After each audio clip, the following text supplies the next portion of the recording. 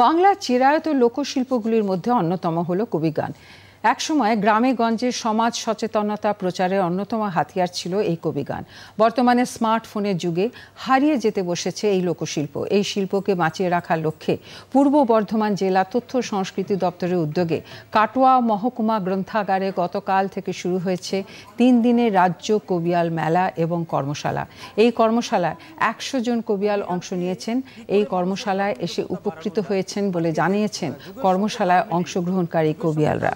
কবিগানকে আরো ডেভেলপ করে উন্নত করে যাতে যুব সম্প্রদায় এই কবিগানটাকে শোনে এবং গ্রহণ করে, কারণ মানুষ যদি কবিগানের খোদ্দার না হয় তাহলে কিন্তু এই কবিগান বাংলাতে বেঁচে থাকবে না।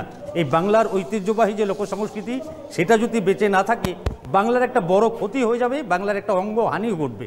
সম্পূর্ণটাই শিক্ষা সংস্কৃতির মধ্য দিয়ে কবিগান হচ্ছে লোকশিক্ষা, আর লোকশিক্ষা ঠিক হলে লোকশিল্প বাঁচবে, আর লোকশিল্প বাঁচলে লোকশিল্পী বাঁচবে, আর শিল্প বাঁচলে জনজীবন বাঁচবে। সমাজের প্রত্যন্ত অঞ্চলের যেই সঙ্গীত, যেই ফোক ফর্মগুলো রয়েছে, সেগুলো বিভিন্ন ধরনের ফোক ফর্ম রয়েছে, সেগুলো যেন মানুষের মধ্যে পৌঁছে যায়, পরবর্তী জেনারেশন যেন এই ফোক ফর্মগুলো দিয়ে সমৃদ্ধ হয়।